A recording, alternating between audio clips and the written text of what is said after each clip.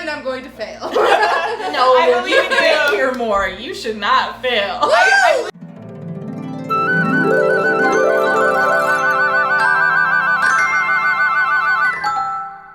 Welcome back to Every Disney Movie Ever. My name is Jess, and I'm watching Every Disney Movie Ever. Today, we have Sammy and Joy, and we're going to be talking about Freaky Friday. Yeah! You did it. Killed it, ladies. Killed it. Seriously, this is Joy. She is one of my best friends. It's about time she's been on. You guys are going to love her. She needs to come back. It has been a really long time. And obviously, you know Sammy. She's here all the time. Love having her. You guys love having her. Harpster Dog, what's happening?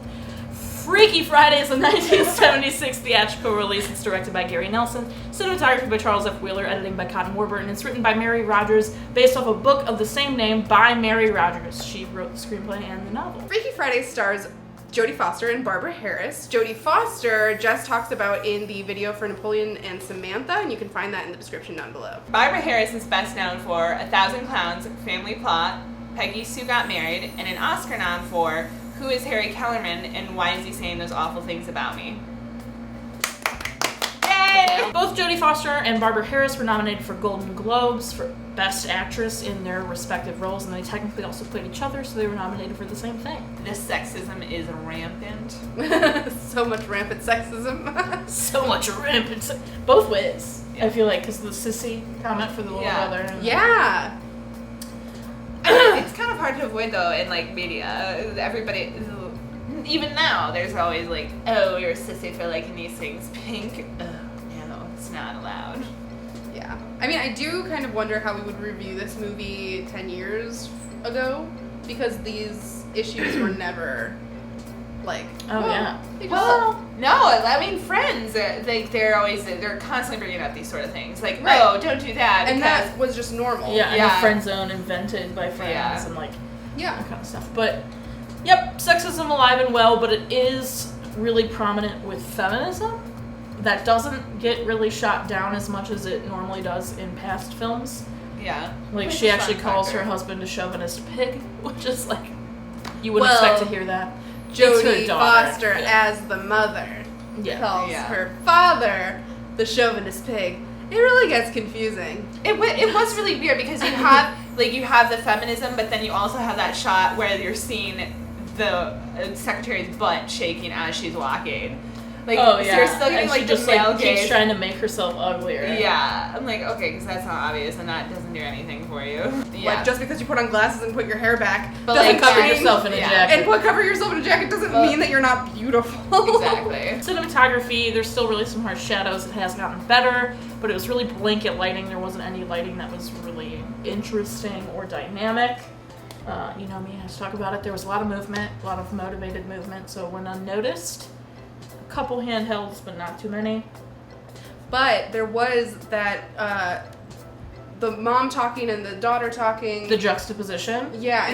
They're done very well. Yeah. Well, I wrote down. I mean, I said while we were watching it, I think it was the first time they've done this. Like in the Apple Dumpling Gang, it was the first time they had a lot of things happening in one scene where like you had to keep track of the dialogue happening.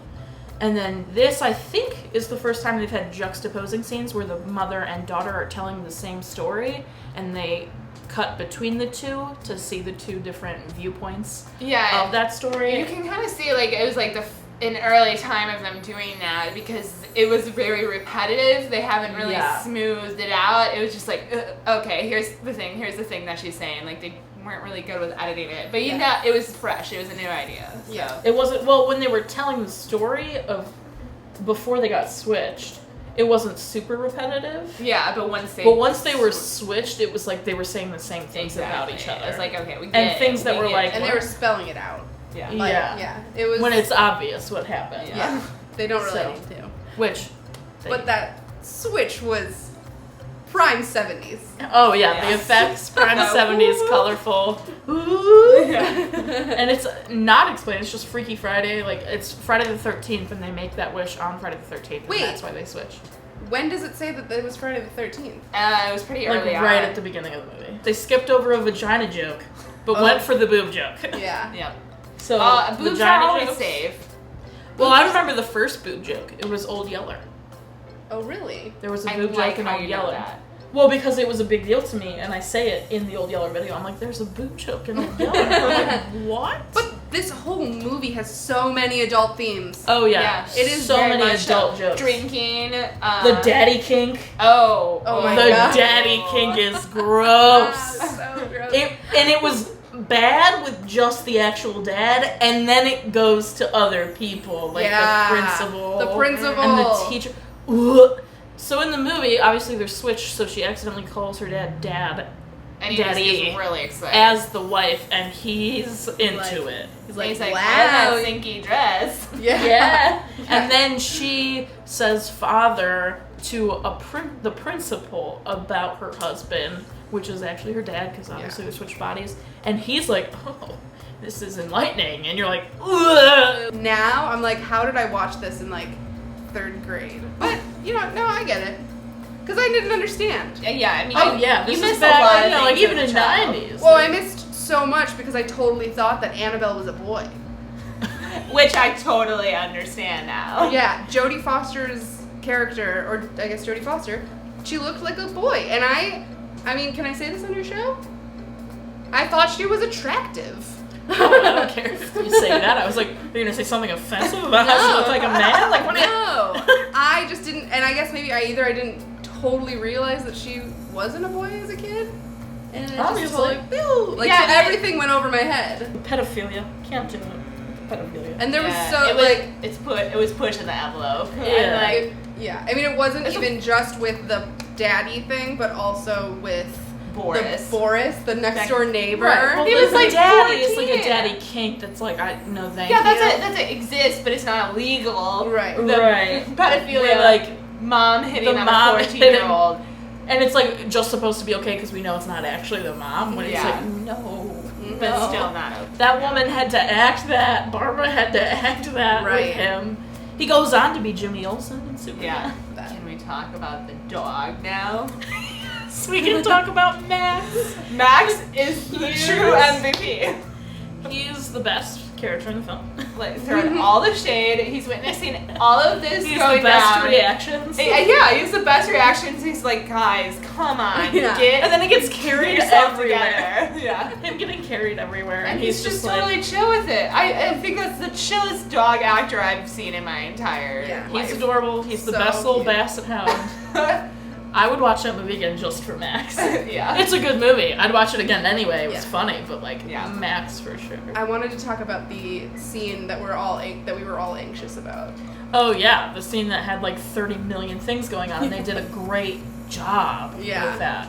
The filming of it was amazing. The following her to each person that was coming at both sides of the doors, which was just weird. Who's coming to your back door? That was a little unbelievable. But yeah. I agree. Like, the mom would have been able to handle that situation because she's used to it, but like, who schedules the carpet cleaner, the maid, the drapes delivery, The mechanic. the grocery delivery, and then your neighbor all comes at the by. same time? Like, I don't care how organized you are, that's a lot to schedule at, 8 in the Producers. morning? Yeah, exactly. At 8 in the morning.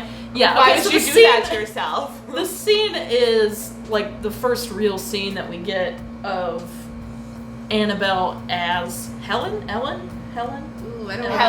Helen. Is it Helen? Yeah, I and think it's it Helen. also shows, like, because she's experiencing her mom's day. Right, and which it's you just need to see. chaotic. Yeah. It's Because everything happening at once, and she doesn't know how to do anything. Yeah. Because before that moment, she thought it was gonna be easy. She's like trying to put on makeup. It's awful. She's Trying to do skateboarding. laundry. Those She's trying to do eyelashes. laundry. She's just really awful at all the things, but she doesn't care. But at this moment, she's starting to realize, oh wait, my mom has so much to do, and my dad's just there barking orders at her constantly. Yeah. Ugh.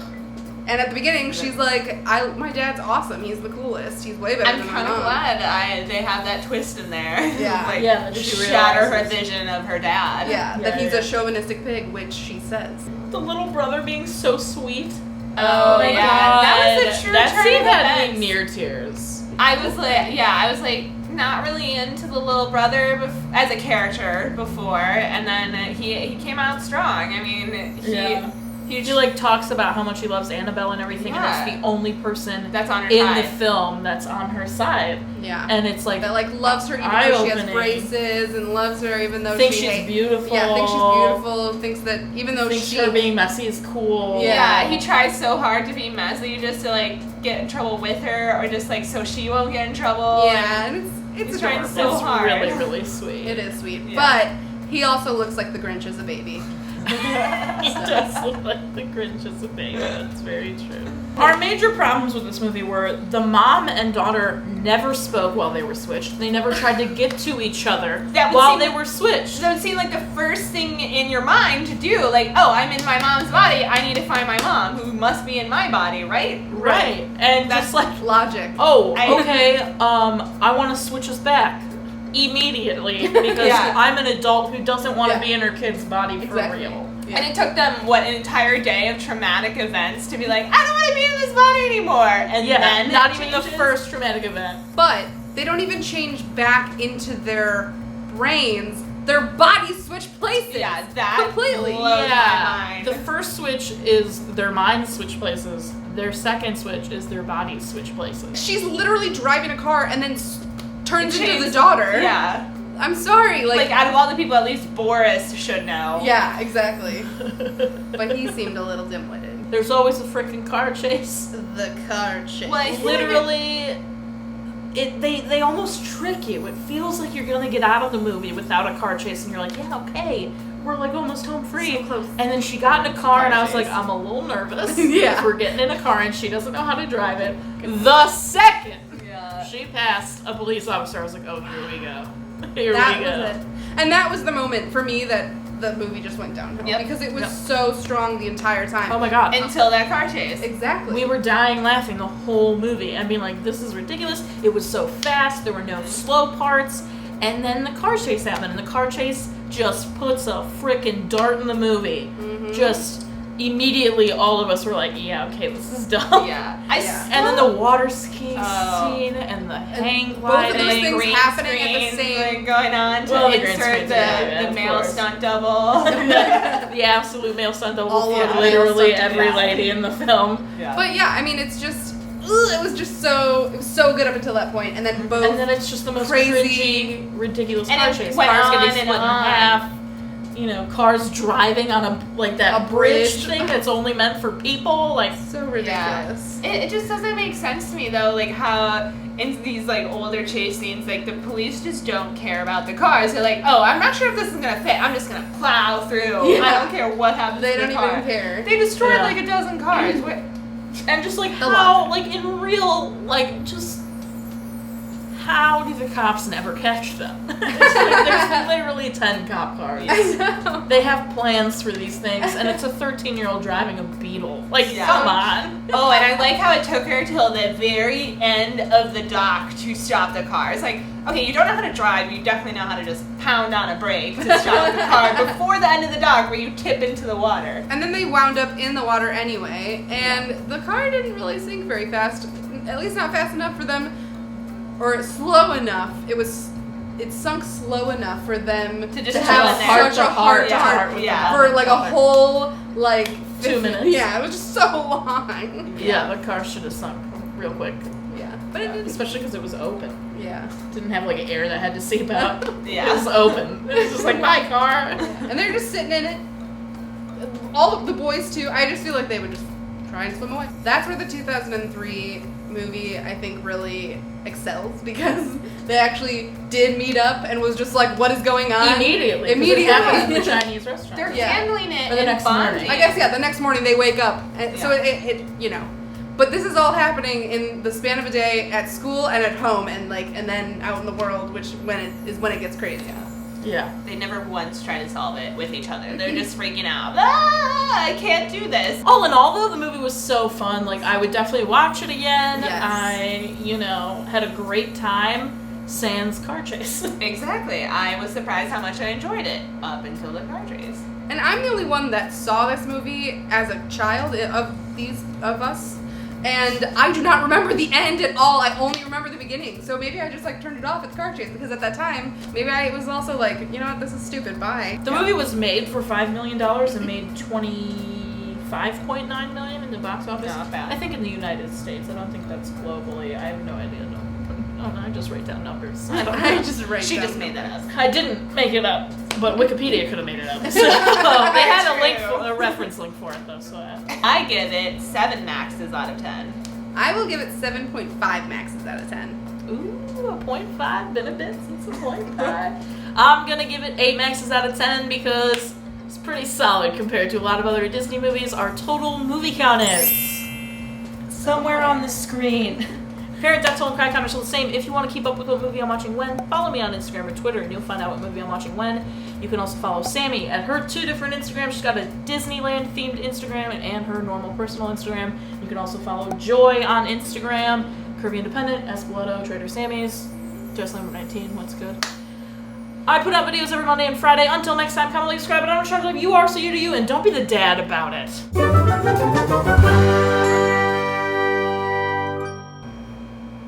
Okay, we can just.